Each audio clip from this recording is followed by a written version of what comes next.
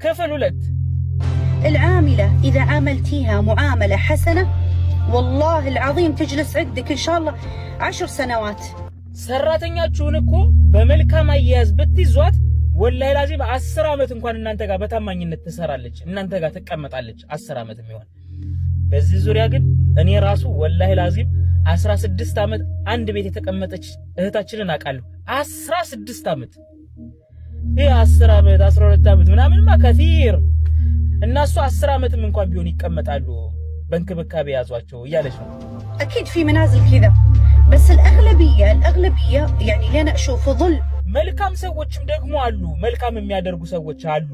ነገር ግን እኔ እንደማውቀው ከሆነ አብዛኛው ግፍ የተሞላበት አሰር ያለበት ነው مثل يعني حتى ادواتها الشخصيه تجيبيها انت من راتبك مسكينه. طب انت شو بضرك تجيبي لها من اي محل كماليات ادوات نظافه تحتاجها ادوات شخصيه يعني الحمد لله احنا بنعمه وخير. አንዳንድ ሰዎችም ደግሞ አሉ የግል ንጽህና መጠበቂያዋን እንኳን ከደሞዝሽ ግዝ የሚሉ አሉ። እኛ አልহামዱሊላህ ኒዕማው አለን፣ ጸጋው ሞልቶናል። አንቺ ሱቅ ሄደሽ ካንድ ሱቅ የንጽህና መጠበቂያዎቿን ገዝተሽ ብትሰጫት ካንቺ የሚጎልብሽ ምን ነገር ይኖራል?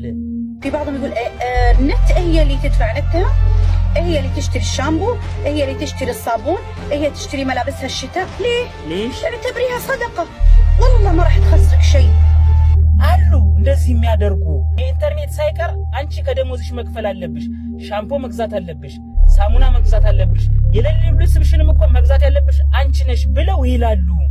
ለምን ትላለሽ? ሌሽ እንደዚህ የምትሉ ምናምን ትላቸዋለች። ይሄንን እኮ እናንተ ብታደርጉት ለእናንተ እንደ ሰደቃ ነው። በቃ ይሄንን አድርጉላቸውና እንደ ሰደቃ ቁጠሩት። ወላሂ ላዚም ይሄንን በማድረጋችሁ እኮ ምንም የሚጎልባችሁ ነገር የለም። يعني هذا كله حسد. راتبها مسكينة يلا يكفيها، اللي عندها 3 أطفال، اللي عندها 5، اللي عندها حرام يا ناس والله العظيم اتقوا شرهم، عاملوهم معاملة حسنة والله يجلسون عندكم. ይሄንን እናንተ ነገር ከቨር የማታደርጉት እኮ ንፉግነት ነው። ንፉግ መሆን ለእናንተ ምን ይጠቅማችኋል? እሷ እኮ ሚስኪን ናት፣ ደሞዟ እኮ አይበቃትም። እሷ እኮ እዛ አገር ቤት 3 ልጆች አሏት፣ 5 ቤተሰብ ታስተዳድራለች። ደሞዟን እኮ ለዚህ ታከፋፍሏለች፣ አይበቃትም።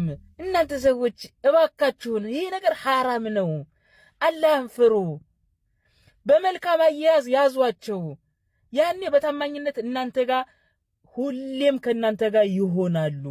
እናንተ ጋር እየሰሩ ይቆያሉ። ሲሰሩ ስራቸውንም ደስ እያላቸው ነው የሚሰሩ ነው። ተንከባከቧቸው ነው።